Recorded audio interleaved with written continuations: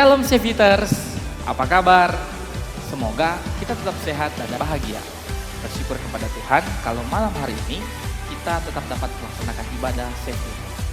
Meskipun dilaksanakan secara online, tapi yakin dan percaya tidak akan mengurangi kerinduan kita untuk terus memuji dan membesarkan kemuliaan nama Tuhan. Untuk itu, mari kita saling menyapa dalam live chat kita malam ini. Sebelum memulaikan ibadah, mari kita cek informasi berikut.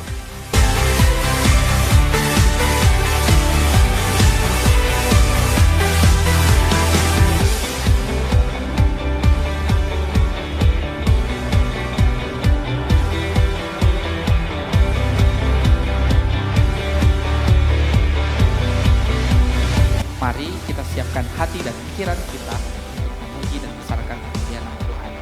Selamat beribadah, Tuhan Yesus memberkati.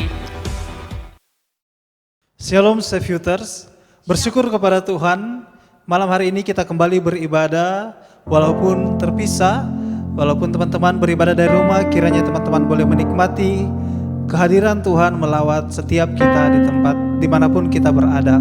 Bersyukur juga kita sudah masuk di bulan Agustus. Kita semua percaya bahwa ini adalah kasih karunia Tuhan kepada kita. Untuk itu mengawali ibadah kita, mari kita mengambil waktu teduh di hadapan Tuhan secara pribadi. Mari kita bersyukur atas pemeliharaan Tuhan, atas penyertaannya kepada kita. Secara khusus 1 bulan yang telah berlalu, Tuhan menyertai memberkati kita di bulan Juli dan beberapa hari di bulan Agustus ini. Tuhan begitu baik. Tuhan tidak pernah meninggalkan kita. Tuhan memelihara kita dengan kasih setianya. Dia menyatakan kehadirannya tiap-tiap hari dalam kehidupan kita. Ungkapkan terima kasih kepada Tuhan untuk orang-orang di sekitar yang Tuhan pakai untuk memberkati kita. Untuk suka dan duka, segala peristiwa kejadian yang kita boleh alami, kita percaya Tuhan mendatangkan kebaikan untuk menjadi serupa dengan Dia.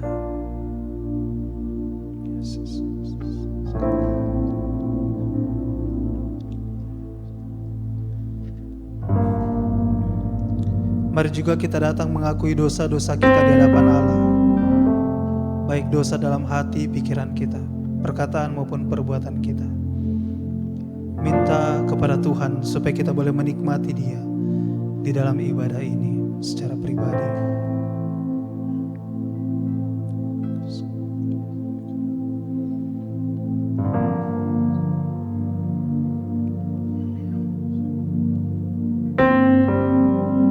Ya Tuhan, kami melihat Engkau begitu setia dalam kehidupan kami.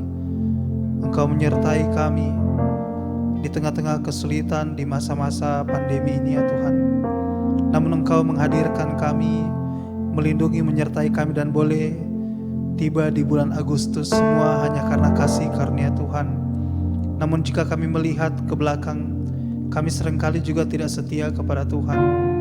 Dalam pikiran, perkataan, perbuatan kami, hati kami Tuhan tahu. Mari Tuhan pulihkan dan biar dalam ibadah ini kami menikmati Engkau.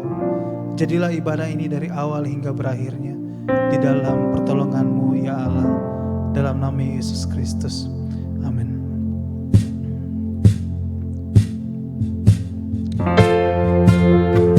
Mari teman-teman kita arahkan hati kita.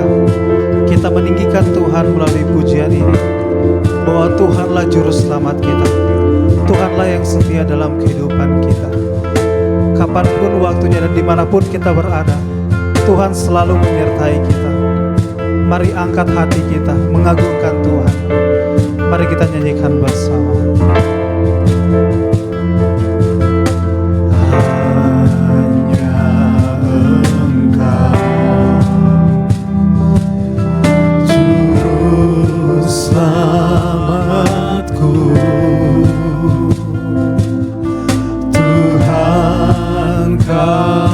Setia padaku, yang ku pegang hanya janji, yang ku pegang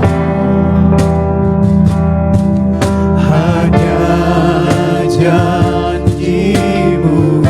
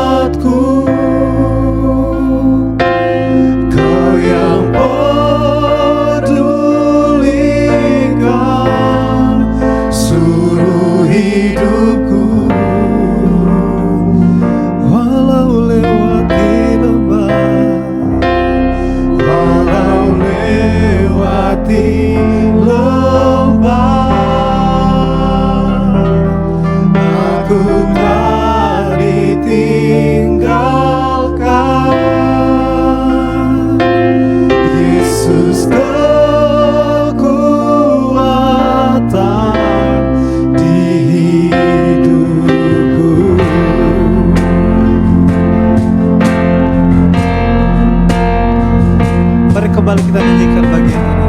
Hanya Engkau juru selamatku, Tuhan Kau setia padaku.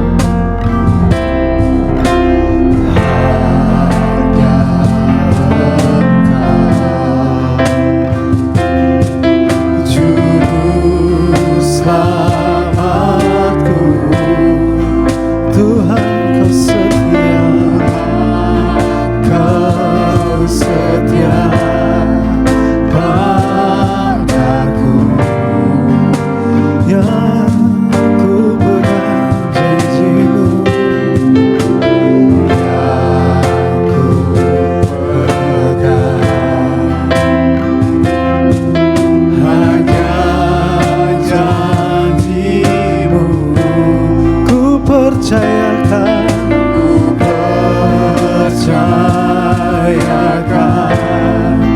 hidupku. mari nyatakan ku sembah Kau Allahku, Ku sembah Kau Allahku, Bapa dan sahabatku, dan sahabatku. Kau yang pedulikan seluruh hidupku. walau lewati lembah, Walau lewati lembah, ku tak ditinggalkan. aku tak ditinggalkan. Yesus kekuatan di hidupku. Kau setia, tak pernah tinggalkan. Walau ku lewati lembah, oh Kau setia, Kau layak terima sembah. Mari nyatakan sembahmu kepada Tuhan. Ku sembah Engkau, Yesus, hanya Engkau, Allah di hidupku. Tiada yang lain, Tiada yang lain, hanya Kau, hanya Engkau. hanya Engkau Tuhan, selamanya Kau tetap Allah, walau dunia semua bergoncang, tak tergoyahkan Kau tetap Allah. Ku sembah, Ku sembah Engkau, Yesus, hanya Engkau, Allah di hidupku. Tiada yang lain, hanya Kau, hanya Engkau Tuhan, selamanya Kau tetap Allah, walau dunia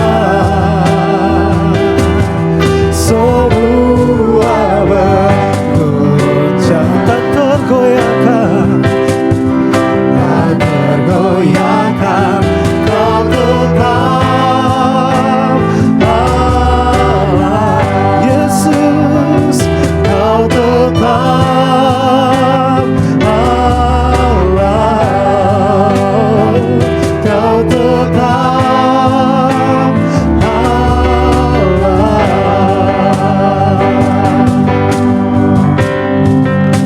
mari kita satu di dalam doa, kita berdoa.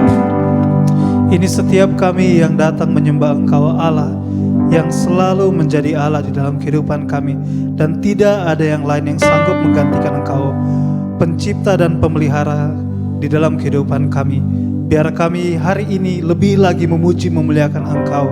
Berkatilah di dalam nama Yesus Kristus, kami mau memuji meninggikan Engkau lagi. Terima kasih Tuhan Yesus. Amin. Masih semangat untuk memuji nama Tuhan? Amin. Masih semangat teman-teman singers? Amin. Amin. Teman-teman pemusik masih semangat? Ya, mari kita memuji memuliakan Tuhan kita yang berkuasa di bumi di surga, yang menyatakan tahtanya di dalam kemuliaan. Kita puji Tuhan. Teman-teman yang di rumah, mari kita bersama-sama bertepuk tangan. Kita memuliakan nama Tuhan melalui pujian ini. Kita nyanyikan berkuasa di bumi di surga. Berkuasa di bumi di surga, bertata dalam kemuliaan. Dialah Tuhan Allah kita, namanya berkuasa, pembebas umatnya. Betapa hebat, betapa kuat dahsyatnya Allah kita. Dia berjaya atas semua perbuatannya. Betapa hebat, betapa kuat dahsyatnya Allah kita.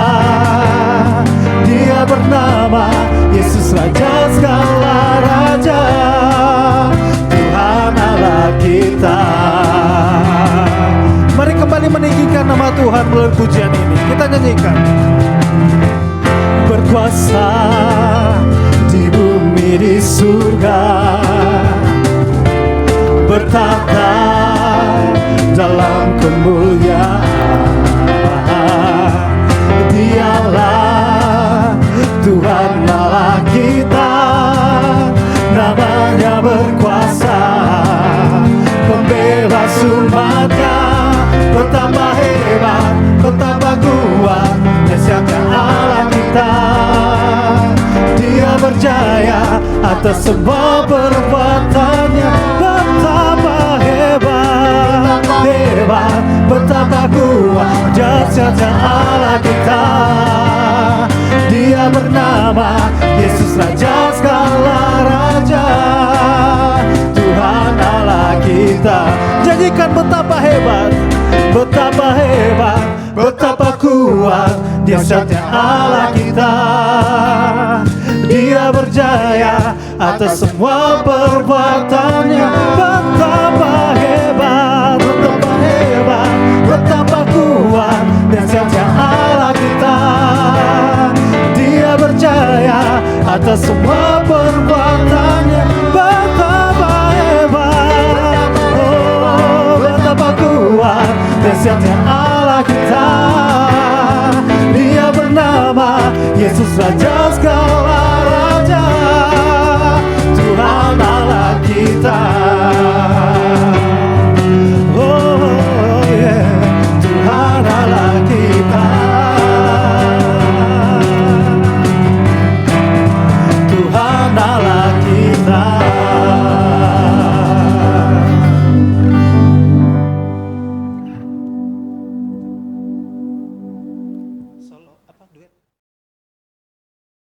Terima kasih kepada teman-teman yang telah memberikan persembahan syukur. Tuhan Yesus memberkati. Tiba saatnya bagi kita untuk mendengarkan kebenaran firman Tuhan yang akan disampaikan oleh hambanya Saudari Elika dengan tema eksposisi tokoh Ester. Seperti dalam kitab Ester kita mempelajari Tuhan selalu ada, Tuhan tetap menyatakan dirinya sekalipun mereka sulit untuk melihat keberadaan Tuhan. Biarlah malam ini kita boleh sama-sama belajar tentang kebenaran ini.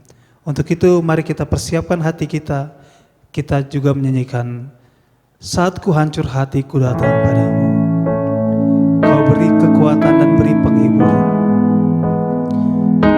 Biarlah membawa kita untuk melihat kepada Kristus yang menjamin hidup kita. Saat ku hancur hati, ku datang padamu. Kau beri kekuatan dan beri penghiburan. Saat asa orang pun dapat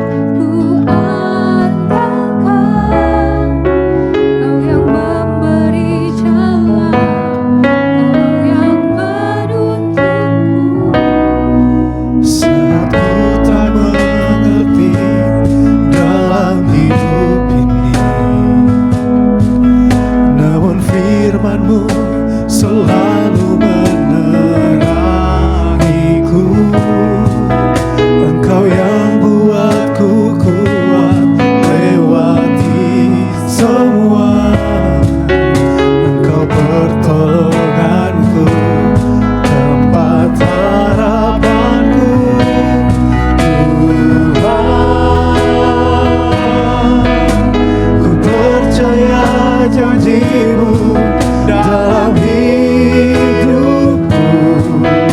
Kau beri kemenangan Tuhan.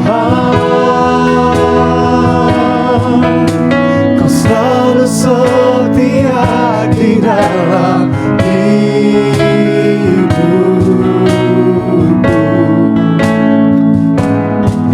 Kau berharga bagiku, kaulah jaminanku dalam hidupku. Saat ku hancur hati, Saat ku hancur hati, ku datang padamu. Kau beri kekuatan dan beri penghiburan. Saat tak seorang pun dapat ku andalkan, Kau yang memberi jalan, Kau yang menuntun. saat ku tak mengerti, Saat ku tak mengerti dalam hidup ini, firman-Mu namun firman-Mu selalu menerangiku. Engkau yang buatku kuat lewati semua. Engkau pertolonganku, tempat harapanku, Tuhan. Ku percaya janjimu dalam hidupku. Kau beri kemenangan Tuhan. Kau selalu setia di dalam hidupku.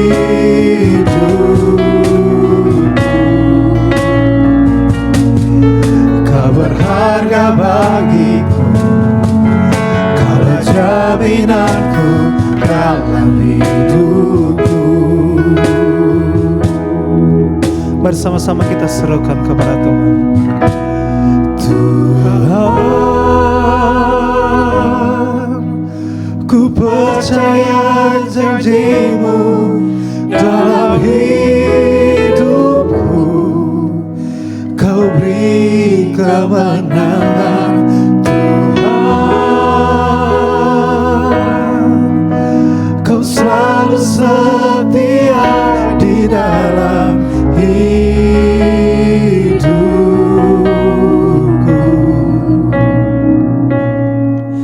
Kau berharga bagiku, kaulah jaminanku dalam hidupku.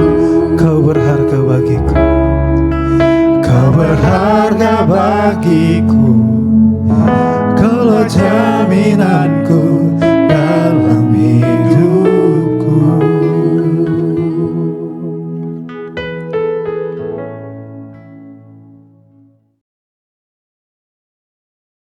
Shalom, selamat malam teman-teman Saviuters.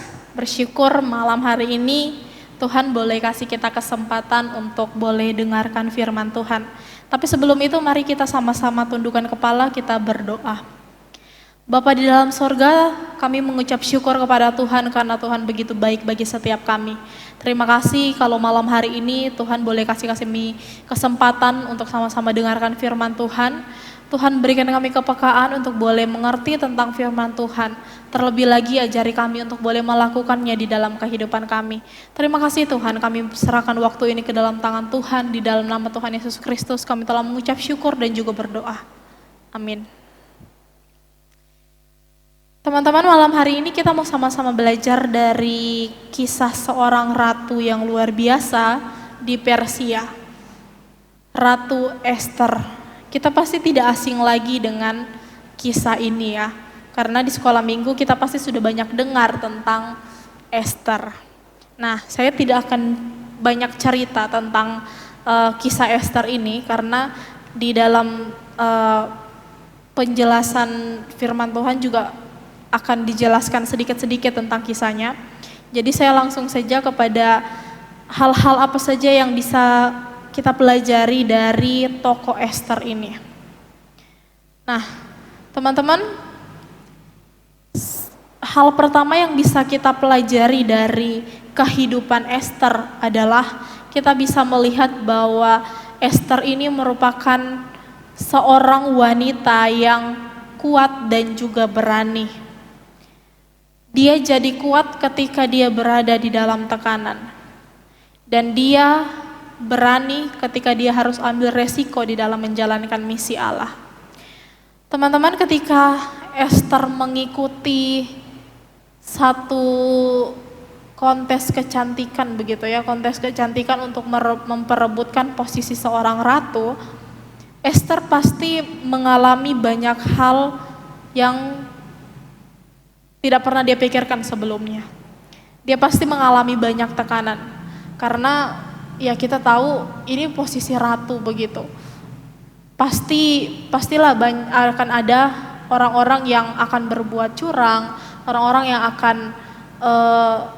saling menjelekan satu sama lain, saling menghina satu sama lain, atau bahkan juga ada orang yang sampai menghalalkan segala cara begitu untuk bisa merebut posisi seorang ratu. Kalau bisa bunuh orang pun juga tidak masalah, yang penting dia dapat posisi itu. Dan ketika Esther mengalami hal-hal seperti itu, Esther menjadi kuat begitu. Dia tidak takut terhadap hal-hal seperti itu. Dia harus kuat di dalam menjalani tahap penyeleksian itu supaya dia bisa memperebutkan posisi ratu. Sebenarnya memperebutkan posisi ratu bukan karena dia berambisi untuk jadi ratu, ya tidak. Tapi karena dia percaya bahwa Tuhan sedang berencana di dalam kehidupannya untuk menjadikannya sebagai seorang ratu di Persia. Ini bukan hal yang mudah, teman-teman. Dia berani ambil resiko. Kenapa saya bilang begitu? Karena kalau kita tahu Esther ini bukan orang Persia asli. Dia orang Yahudi. Dia cuma diminta oleh Mordekai untuk ikut kontes kecantikan itu supaya bisa jadi ratu. Nah, teman-teman, mungkin ketika orang-orang Persia tahu bahwa ratunya adalah orang yang bukan asli Persia, bisa saja nyawa Esther terancam, teman-teman. Karena kenapa? Karena ya saat itu posisinya orang Yahudi itu cuma numpang di kerajaan itu. Jadi ceritanya dulu itu ketika zaman Raja Kores, semua orang Yahudi itu disuruh pulang ke kampungnya, ke Yerusalem. Tapi ada beberapa yang memilih untuk tetap tinggal di Persia. Esther dan Mordekai adalah salah satunya. Dan di dalam kerajaan Persia itu orang Yahudi itu cuma seorang pendatang begitu, dan mungkin juga pendatang itu tidak masuk di dalam hitungan strata sosial kerajaan Persia. Jadi Esther tahu betul bahwa ketika dia harus menjadi ratu, ada banyak hal yang akan dia temui ke depannya, ada banyak hal yang akan mungkin saja bisa mengancam nyawanya. Tetapi apakah ketika menghadapi semua itu, apakah Esther mundur? Apakah Esther menyerah? Tidak, teman-teman. Esther justru menunjukkan bahwa dia mau jadi kuat, supaya menunjukkan kepada orang-orang bahwa orang Yahudi pun bisa kok jadi ratu yang bijaksana. Orang Yahudi meskipun kaum minoritas, tapi bisa kok berpengaruh buat kerajaan Persia. Itu yang hendak ingin ditunjukkan Esther kepada orang-orang. Esther tidak menyerah begitu saja ketika dia harus dapat tekanan dari berbagai macam hal. Dia dengan usahanya, dia berusaha menyenangkan hati raja supaya raja bisa berkenan kepada dia. Teman-teman, mungkin kisah kita berbeda ya dengan Esther. Mungkin kita tidak ikut kontes kecantikan seperti Esther. Tapi apa yang bisa kita pelajari dari Esther itu menjadi sesuatu yang sangat relevan buat kita. Kenapa? Karena ketika kita menghadapi sesuatu, ketika kita pikir bahwa sudahlah sepertinya saya tidak akan bisa sampai di sana, sudahlah sepertinya kayaknya saya tidak pantas berada di sana. Kita sudah nyerah, belum dicoba, sudah pesimis duluan. Teman-teman, saat kita hendak menggapai sesuatu, mari beranilah untuk maju, beranilah untuk terima resiko. Karena Tuhan sudah punya planning buat kita. Tidak usah ragu karena Tuhan bersama-sama dengan kita. Itu yang diyakini oleh Esther. Esther tahu bahwa Tuhan punya rencana untuk menjadikannya seorang ratu di Persia. Untuk itulah dia berjuang supaya dia bisa betul-betul sampai ke posisi ratu itu. Teman-teman, saat kita sedang di dalam proses untuk menggapai sesuatu, menggapai cita-cita misalnya, dan di tengah jalan kita dapat masalah begitu ya, maka jangan buru-buru ambil keputusan untuk mundur atau menyerah.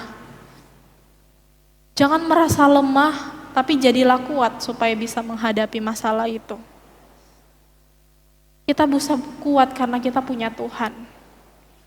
Itu yang diyakini Esther.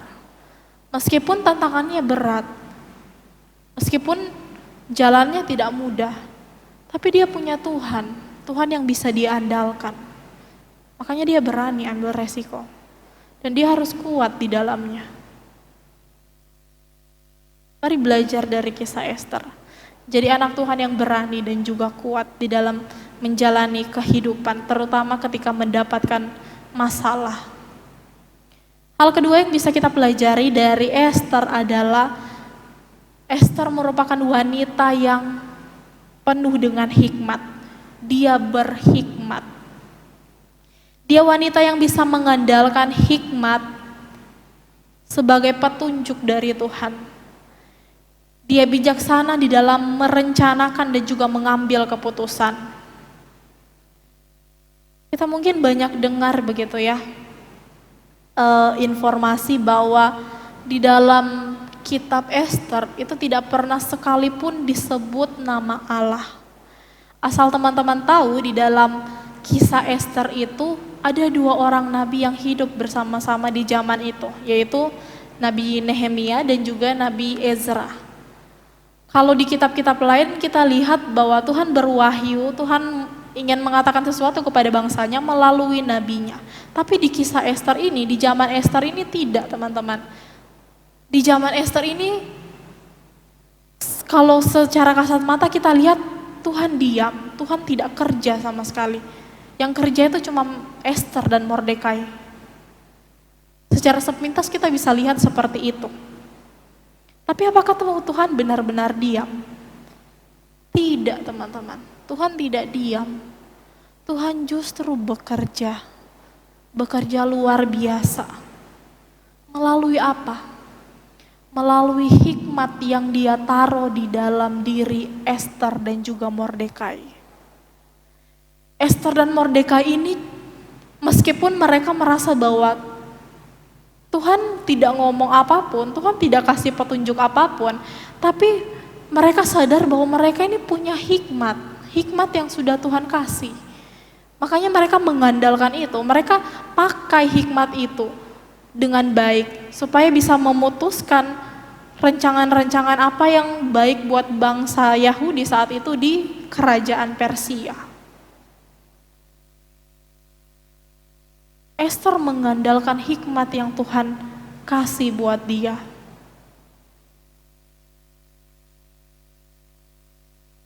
Teman-teman, di dalam menjalani kehidupan seorang ratu yang dikelilingi oleh orang-orang Persia asli, itu pasti bukan hal yang mudah buat Esther. Tapi Esther bisa menjalaninya karena hikmat dari Tuhan. Bangsa Persia itu adalah bangsa yang penuh dengan pesta pora, bangsa yang suka pamer, bangsa yang merasa bahwa mereka paling kuat karena memang di zaman itu kerajaan Persia itu berjaya sekali. Pokoknya perang selalu menang begitu. Mereka menjajah ke banyak daerah dan mereka menang begitu. Mereka merasa bahwa mereka lah yang terkuat. Mereka sombong. Mereka hidup di dalam penyembahan berhala.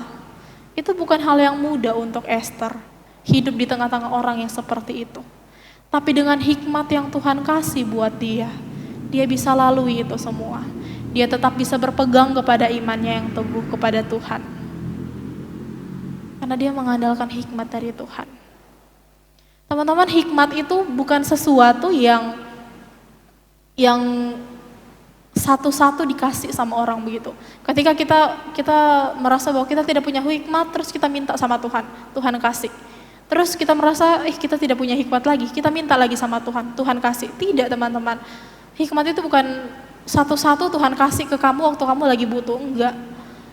Tapi hikmat itu adalah sesuatu yang permanen di dalam diri orang percaya. Sejak awal, sejak semula, hikmat itu sudah ditaruh Tuhan ke dalam diri orang percaya. Jadi ketika kita merasa bahwa kita tidak punya hikmat, mungkin karena kita tidak sadar bahwa kita sudah punya hikmat dari Tuhan. Ketika kita merasa bahwa sepertinya kita tidak punya hikmat, itu bukan karena kita tidak punya hikmat, tapi karena itu tadi teman-teman tidak sadar bahwa teman-teman punya hikmat, dan akhirnya teman-teman mengandalkan akalnya teman-teman sendiri. Teman-teman ketika membuat sebuah planning, kemudian teman-teman hanya mengandalkan akal saja, itu bukan hikmat Tuhan, teman-teman. Tapi itu kehendak teman-teman sendiri. Hikmat itu adalah ketika teman-teman merencanakan merancang sesuatu begitu, membuat planning, kemudian teman-teman pakailah akal teman-teman untuk membuat jalan mana yang harus dipilih, kemudian apa saja yang harus dilakukan supaya bisa berguna buat dirinya. Tetapi tidak sampai di situ, teman-teman. Tidak cuma sampai di akal saja, tetapi melibatkan Tuhan di dalamnya, itu hikmat. Hikmat adalah sesuatu yang ketika teman-teman melibatkan Tuhan di dalamnya. Hikmat adalah sesuatu yang sudah ada di dalam diri teman-teman. Tinggal teman-teman sadari dan cari Tuhan untuk bisa melibatkan Tuhan di dalam merencanakan sesuatu di dalam kehidupan kita.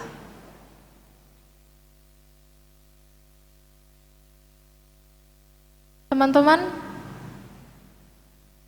ketika kita melihat bahwa waktu kita merencanakan sesuatu, kemudian kita melihat bahwa Tuhan diam dan kita sudah doa puasa nih sama Tuhan, tapi Tuhan kok kayaknya gak ngomong apa-apa ya, gak kasih petunjuk apapun begitu.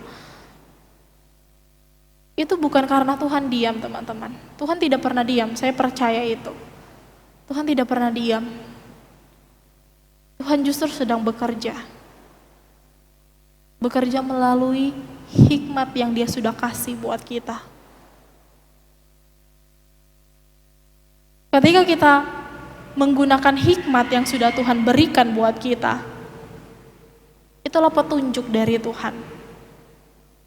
Jadi bukan Tuhan yang diam, tapi kita saja yang tidak bisa temukan suara Tuhan melalui hikmat yang sudah Dia berikan. Hikmat akan membuat kita menjadi seorang yang bijaksana di dalam kehidupan kita. Mari belajar dari Esther, menjadi seorang percaya yang mengandalkan hikmatnya kepada Tuhan. Ketika melihat bahwa seakan-akan Tuhan diam, tapi ternyata tidak, karena Tuhan sedang berbicara melalui hikmat yang sudah Dia berikan bagi dirinya. Kemudian hal ketiga yang bisa kita pelajari dari Esther adalah Esther merupakan wanita yang beriman kepada Tuhan. Wanita yang sungguh-sungguh beriman kepada Tuhan. Wanita yang menunjukkan imannya melalui tindakannya. Esther di dalam kisahnya, di dalam kehidupannya, dia sama sekali tidak pernah mengatakan bahwa Dia adalah orang yang percaya kepada Allah. Dia adalah anak Allah. Tidak pernah dia bilang seperti itu, karena memang di kitab Ester tidak pernah disebutkan nama Allah di sana. Dia bahkan ketika awal-awal menjadi ratu, dia tidak menunjukkan identitasnya sebagai seorang Yahudi. Tapi dia atur rencana supaya dia punya waktu untuk bisa membongkar identitasnya di hadapan raja.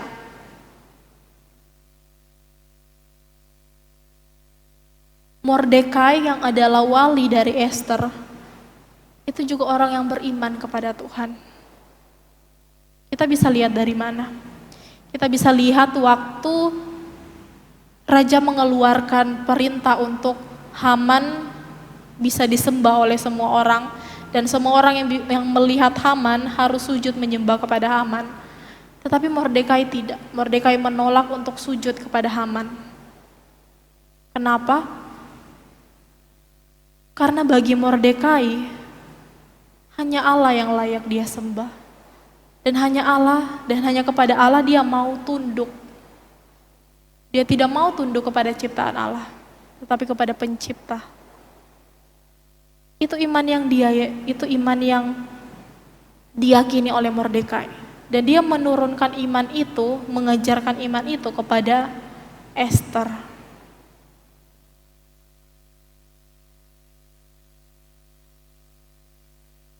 Sekalipun kita melihat bahwa Ester tidak pernah menyebut nama Allah, tetapi justru di dalam tindakannya, kita bisa melihat Ester sebagai orang yang sungguh-sungguh beriman kepada Allah.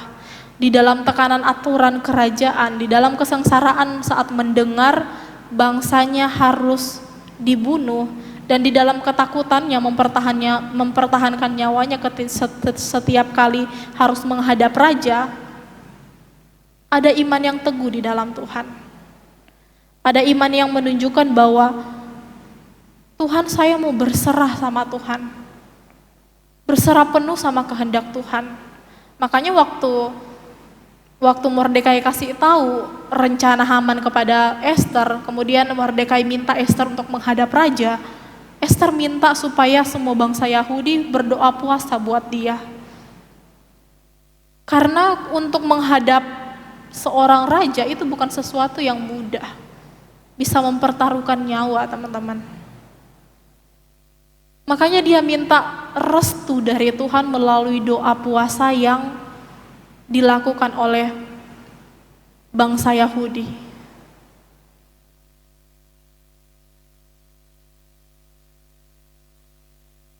Itu menunjukkan penyerahan totalnya kepada Tuhan. Ester menyadari bahwa dia tidak bisa apa-apa tanpa Tuhan. Dia tidak bisa mengandalkan pikirannya tok begitu, tapi dia mau libatkan Tuhan di dalamnya.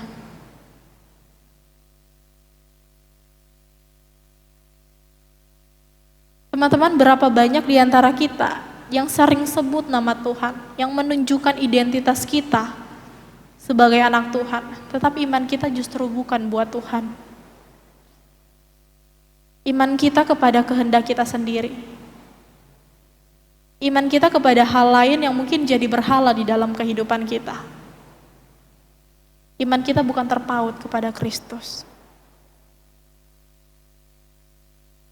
Teman-teman, sekalipun Ester tidak berbicara tentang Tuhan, tidak menunjukkan jati dirinya sebagai umat Tuhan, tapi dia punya iman yang luar biasa kepada Tuhan. Iman yang dia tunjukkan adalah iman yang mau diatur sama Tuhan. Iman yang mau berserah penuh kepada rencana Tuhan di dalam kehidupannya bagi bangsanya yang ada di Persia. Dia membuka hati selebar-lebarnya agar Tuhan bisa leluasa kerja di dalam hidupnya.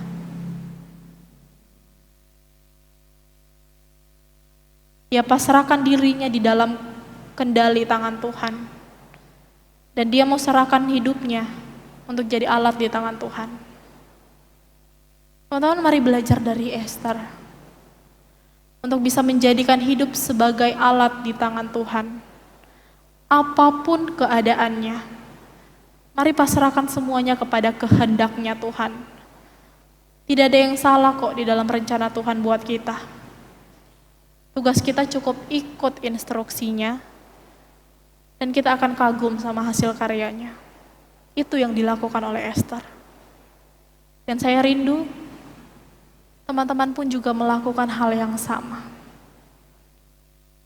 Menjadi anak Tuhan yang sungguh-sungguh beriman tidak hanya di mulut saja, tetapi di dalam tindakan teman-teman yang mau berserah penuh sama Tuhan. Itu iman yang Tuhan minta buat dari kita. Sudahkah kita memberikannya buat Dia? Mari kita berdoa. Bapa dalam sorga, kami mengucap syukur kepada Tuhan.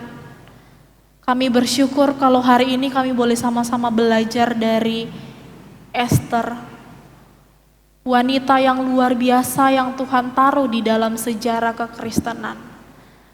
Kami boleh belajar bagaimana kami sebagai anak-anak Tuhan harus hidup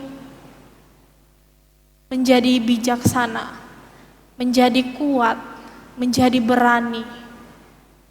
Terlebih lagi, kami rindu kami punya iman yang sungguh-sungguh terpaut kepada Tuhan. Iman yang tidak hanya keluar di mulut kami, tetapi keluar di dalam tindakan kami. Iman yang mau berserah penuh terhadap rencana Tuhan bagi setiap kami. Karena kami percaya bahwa rencana Tuhan adalah yang terbaik bagi kami. Kami mau pasrahkan hidup kami hanya ke dalam tangan Tuhan. Di dalam nama Tuhan Yesus Kristus, kami telah mengucap syukur dan berdoa. Amin. Saat ini kita akan masuk dalam doa syafaat dan doa berkat sekaligus penutup. Sebelum itu, mari kita menyanyikan pujian ini.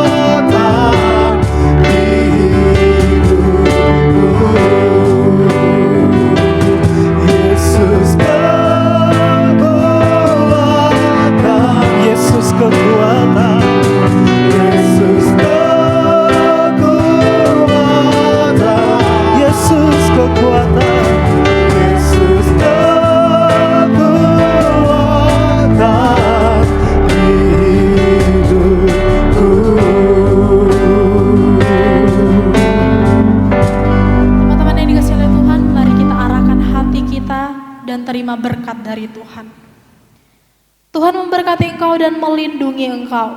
Tuhan menyinari engkau dengan wajah-Nya dan memberi engkau kasih karunia. Tuhan menghadapkan wajah-Nya kepadamu dan memberi engkau damai sejahtera sekarang dan sampai selama-lamanya. Amin. Terima kasih buat teman-teman yang sudah gabung di dalam ibadah kita pada malam hari ini. Terima kasih buat semuanya, dan kita akan ketemu di dalam ibadah kita yang selanjutnya. So, see you next time. God bless you all.